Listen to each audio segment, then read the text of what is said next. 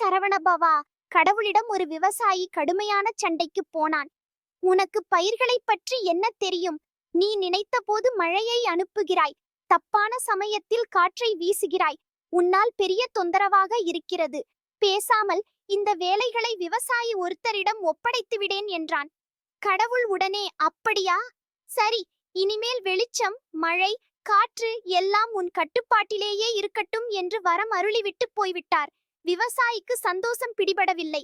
அடுத்த விதைப்பிற்கான பருவம் வந்தது. மழையே பெய் என்றான். பெய்தது. நிறுத்தச் சொன்னபோது மழை நின்றது. ஈரமான நிலத்தை உழுதான். தேவையான வேகத்தில் காற்றை வீசச் செய்து விதையை தூவினான்.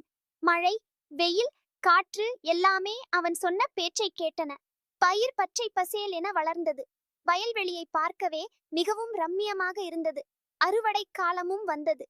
விவசாயி ஒரு கதிரை அறுத்தான். அதனை உதிர்த்து திறந்து பார்த்தான். அதிர்ந்தான். உள்ளே தானியத்தை காணவில்லை. மிகச் சிறிய பதர்தான் இருந்தது. அடுத்தது, அதற்கடுத்தது என்று ஒவ்வொரு தானிய கதிராக வெட்டி எடுத்து உடைத்து பார்த்தால் ஒன்றிலுமே தானியம் இல்லை.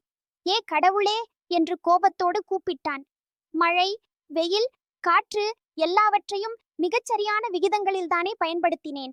ஆனாலும் பயிர்கள் பாழாகிவிட்டதே, ஏன் எனக் கேட்டான். கடவுள் புன்னகைத்தார். என் கட்டுப்பாட்டில் இருந்தபோது காற்று வேகமாக வீசும்.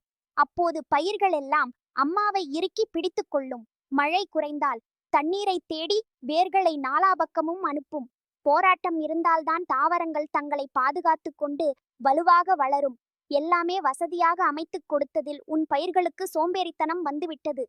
தளதளவென்று வளர்ந்ததே தவிர ஆரோக்கியமான தானியங்களை கொடுக்க அவற்றிற்கு தெரியவில்லை என்றார். வேண்டாமையா, உன் மழையும் காற்றும் நீயே வைத்துக்கொள் என்று கடவுளிடமே அவற்றை திருப்பித் தந்துவிட்டான் விவசாயி. பக்தனே, இதுபோல் பிரச்சனைகள் உங்களை வழுத்தும் போதுதான் உங்களின் திறமை அதிகரிக்கும். இருட்டு என்று ஒரு பிரச்சனை இருந்ததால்தான் மின்விளக்கு கண்டுபிடிக்கப்பட்டது. பயணம் என்பது பிரச்சனையான போதுதான் வாகனம் உருவானது.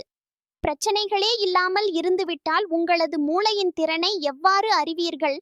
பிரச்சனை இல்லாத வாழ்க்கைதான் சபிக்கப்பட்ட வாழ்க்கை. எதிர்பாராத திருப்பங்கள் தானே நம் வாழ்க்கையை சுவையாக அமைத்து தர முடியும். போராடி வெல்வதே வாழ்க்கையின் வெற்றி.